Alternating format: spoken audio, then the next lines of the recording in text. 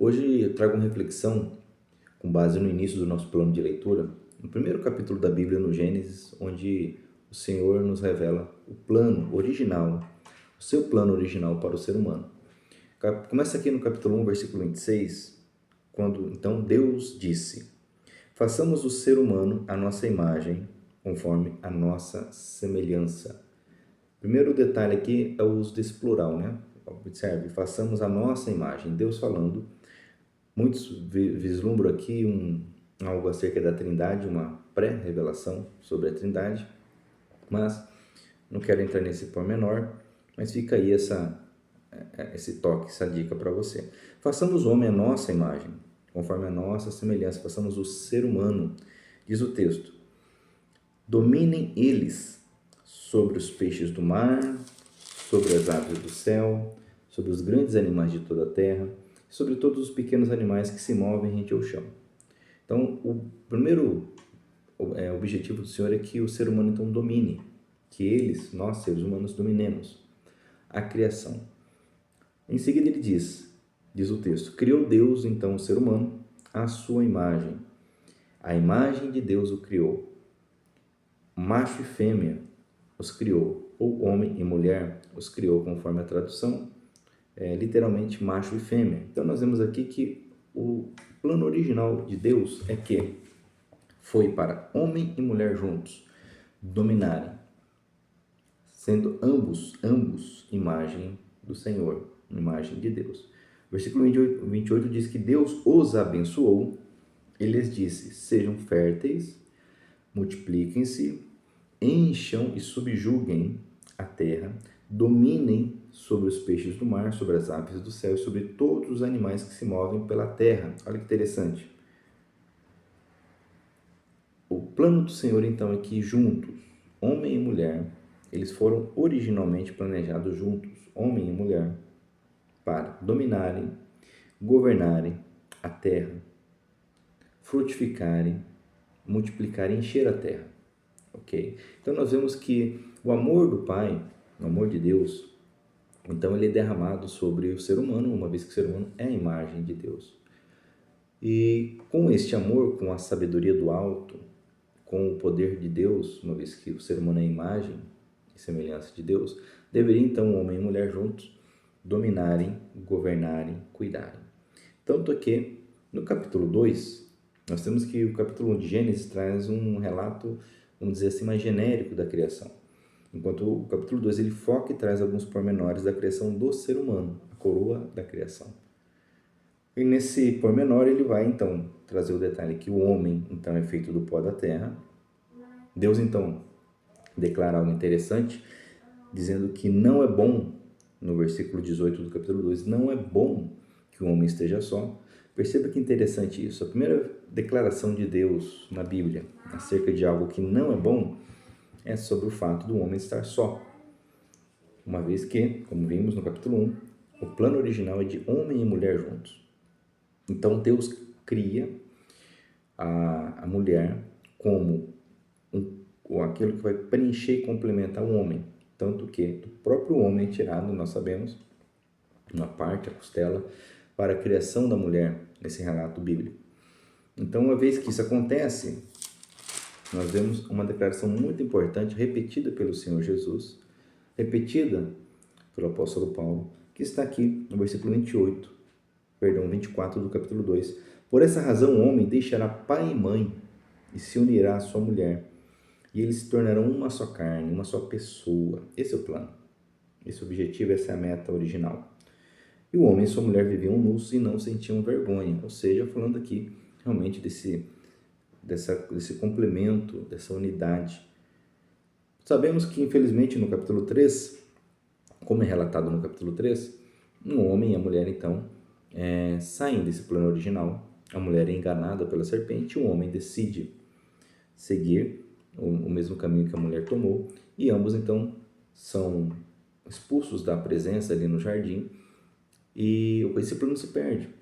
Então, nós já vemos de cara uma divisão, né? O homem acusando Deus acerca da mulher, e vemos então o homem, em vez de dominar o ser humano, em vez de dominar e cuidar da criação. Já no capítulo 3, 4 seguintes de Gênesis, vemos a opressão, o uso da força, subjugando, humilhando uns aos outros, o homem exercendo a sua força para subjugar os mais fracos, para subjugar a mulher, distorcendo aquilo que Deus planejou para ambos. Mas o que me traz a reflexão aqui nesse momento é a obra do Senhor Jesus, o Cristo. E lá já no capítulo 3, versículo 15, é determinado por Deus que haverá um descendente da mulher que vai reverter tudo isso e vai desfazer essa obra maligna. E nós sabemos hoje que é o Senhor Jesus, e aí eu trago o que está lá em Efésios, capítulo de número 1, quando Paulo ele traz revelações aqui fantásticas acerca da Trindade, acerca da obra do Pai, do Filho e do Espírito Santo. E no capítulo 1, versículo 13, ele vai dizer o seguinte: bendito seja o Deus e Pai de nosso Senhor Jesus Cristo, que nos abençoou com todas as bênçãos espirituais nas regiões celestiais em Cristo, porque Deus nos escolheu nele antes da criação do mundo para sermos santos e irrepreensíveis em sua presença. Em amor, nos predestinou para sermos adotados como filhos. Percebe então que Deus começa a reverter a situação do homem que estava desligado de Deus, e por Cristo Jesus então somos adotados em amor por meio de Jesus Cristo, conforme o bom propósito da sua vontade, para o louvor da sua gloriosa graça, a qual nos deu gratuitamente no amado. Olha só, nele temos a redenção por meio do seu sangue, ou seja, fomos comprados, resgatados, e o perdão dos pecados, de acordo com as riquezas da graça de Deus, ou seja, esse perdão é ilimitado, incompreensível para nós, a qual ele derramou sobre nós com toda a sabedoria e entendimento e nos revelou o mistério da sua vontade, de acordo com o seu bom propósito que ele estabeleceu em Cristo, isto é, fazer converger em Cristo todas as coisas, celestiais ou terrenas, na dispensação da plenitude dos tempos. Perceba então que no amor, Deus nos resgata por meio da obra em Cristo Jesus, nos redime e nos perdoa, para exercermos agora novamente o domínio e a autoridade em Cristo Jesus, e de uma forma mais plena, envolvendo coisas terrenas e celestiais. Daí que nós vemos que nós fomos abençoados com todas as bênçãos espirituais nas regiões celestiais em Cristo. Não é à toa que lá em Mateus 28, quando o Senhor então declara aos discípulos após sua ressurreição, ele diz o seguinte, ele diz: eis que agora toda autoridade me foi dada nos céus e na terra. Portanto, vocês vão fazer discípulos, vão ensinar tudo o que vocês aprenderam, vão batizar em nome do Pai, do Filho e do Espírito Santo. Essa autoridade a qual o Senhor Jesus se refere é a autoridade que o homem perdeu, que está lá em Gênesis capítulo 1, 26, quando o ser humano foi planejado para exercer o domínio, o controle, o governo sobre a criação. Essa autoridade foi resgatada por Cristo Jesus e agora nele, mediante a adoção de filhos, temos essa possibilidade de juntos exercer. E isso me traz à memória, aqui em Efésios, o texto muito conhecido sobre o matrimônio, capítulo 5, para encerrarmos essa reflexão. No versículo 21 do capítulo 5 diz assim: sujeitem-se uns aos outros, por temor a Cristo.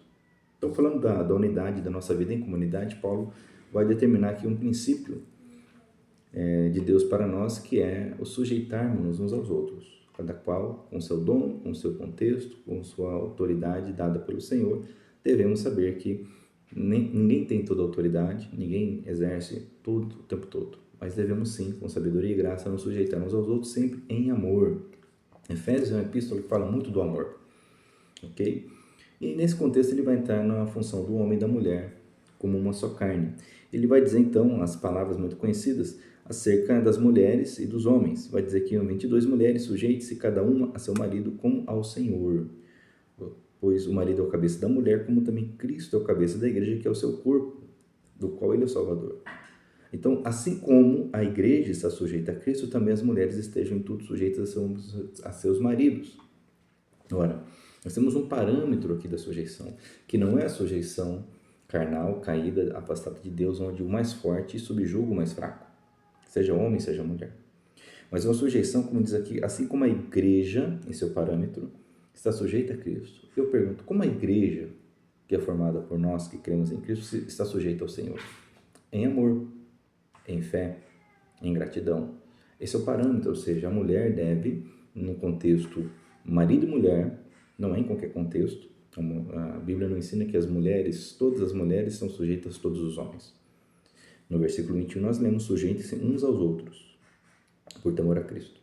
Então a mulher exerce funções de autoridade em nossa sociedade, isso é correto, é tranquilo em relação à palavra do Senhor, mas no contexto de uma só carne, de juntos exercerem domínio e governo sobre o lar, sobre aquilo que o Senhor tem nos confiado, então a mulher vai se sujeitar ao marido com confiança, com fé e amor. Por sua vez, o marido, ele deverá amar a mulher com um amor praticamente inatingível, o parâmetro desse amor, que é o amor de Cristo pela igreja. Então, eu não acredito que algum homem consiga amar a sua esposa como Cristo amou a igreja, mas esse é o parâmetro que devemos alcançar. Ou seja, o amor de entrega, o amor de realmente renúncia, como Jesus renunciou a tudo e morreu pela igreja. Diz o texto: maridos, ame cada um a sua mulher, assim como Cristo amou a igreja e entregou-se por ela. Para quê? Para santificá-la, tendo-a purificado pelo lavar da água mediante a palavra. E aqui nós entramos no contexto, Paulo entra aqui no contexto cósmico, no contexto igreja, no contexto muito mais amplo do que a questão simplesmente ser humano. Ele vai falar da igreja, do corpo de Cristo. Ele vai falar aqui, para santificá-la, tendo-a purificado pelo lavar da água mediante a palavra, e para apresentá-la a si mesmo como igreja gloriosa, sem mancha nem ruga ou coisa semelhante, mas santa e inculpável. Aí ele volta na questão do marido. Então, o papel de Cristo em relação à igreja é esse. O marido, então, diz o texto aqui, da mesma forma, os maridos devem amar cada um a sua mulher como a seu próprio corpo. Quem ama a sua mulher ama a si mesmo. Então, diferente do que nós vemos, infelizmente, com um ser humano afastado de Deus, onde ninguém se sujeita a ninguém, a sujeição é vista como algo humilhante, degradante. Por consequência, a mulher não se sujeita ao marido, o marido não ama a esposa porque exerce o egoísmo, a cobiça, a mera paixão e não o amor. Então, por falta dessa compreensão, o casamento que foi criado no Jardim do Éden, fora do Jardim do Éden, ou seja, fora do jardim, fora da presença de Deus, ele está fadado ao fracasso. Porém, homem e mulher, na presença do Senhor, representado pelo Jardim do Éden, entendendo essa junção de uma só carne, essa potência, são capazes de dominar a si mesmos e juntos governar a sua casa, a sua família e tudo aquilo que o Senhor lhes confiar. Então ele continua dizendo aqui, da mesma forma, os maridos, e no versículo 29, ele vai continuar nessa analogia do corpo, que o homem cuida, o ser humano cuida do próprio e alimenta o próprio corpo. Até essa analogia é interessante nos dias de hoje, porque o que nós vemos de pessoas maltratando o próprio corpo e não cuidando do próprio corpo é algo assim, muito, muito gritante, mas no natural o homem, o ser humano deve cuidar do seu próprio corpo e assim o marido deve cuidar da mulher, deve cuidar da sua esposa, ok? Mas é interessante que no versículo 32, já para encerrar, este é um mistério profundo. Essa analogia é um mistério profundo. Por que é um mistério profundo? Porque lá no início, voltando no Gênesis, nós vamos ver que Deus tinha algo em mente quando pensou na humanidade. Para que o homem e a mulher juntos governassem e dominassem toda a criação. Ou seja, Deus não estava pensando apenas nas necessidades emocionais, sentimentais do homem quando criou a mulher. Ou Deus não criou o homem e depois de um tempo percebeu, olha, esqueci, a mulher deveria ter feito uma parceira para o homem. Não. O capítulo 1 deixa claro que Deus disse, façamos o ser humano a nossa imagem, a nossa semelhança. Faremos homem e mulher, macho e fêmea. Ok? Ainda que haja essa ordem, o homem primeiro, a mulher depois, o que não coloca um acima do outro, de forma alguma, mas nos mostra a unidade e a necessidade que o homem tem da mulher, e a mulher tem do homem, ok? Então, Paulo, percebendo isso, ele vai trazer, vai compreender que é algo muito mais profundo, que se refere ao relacionamento de Deus com a humanidade. O casamento é esse mistério da unidade de Deus com a humanidade, retratado no Antigo Testamento entre Deus, Yahvé, e Israel como sua esposa, e ampliado de forma muito poderosa no Novo Testamento com relação a Cristo e a igreja que envolve tanto Israel quanto os gentios, os demais povos. Então nós vemos aqui, portanto, cada um, ou melhor, versículo 32, este é um mistério profundo, refiro-me, porém, à igreja, a Cristo e à igreja. Então veja bem, para encerrar, nesse primeiro dia de meditação no nosso plano de leitura, entenda, a união homem e mulher, o casamento, é algo que é indestrutível. A família é indestrutível. Independente da cultura, da época, do tempo, nunca vai acabar. Porque foi Deus quem planejou, foi Deus quem criou. Pode sim acontecer situações difíceis, reveses, mas quando o homem e a mulher entendem que não estão competindo, entendem que não há um melhor que o outro, entendem que são imagem e semelhança de Deus, ambos, e juntos se tornam uma só pessoa, e juntos vão refletir algo que é muito mais profundo, que fala de Cristo e a igreja, então nada pode impedir, nada pode segurar. E a autoridade que Cristo reconquistou, conforme está em Mateus 28, começa a ser exercida nessa junção homem e mulher, que por sua vez faz parte da igreja, e a igreja manifesta essa autoridade.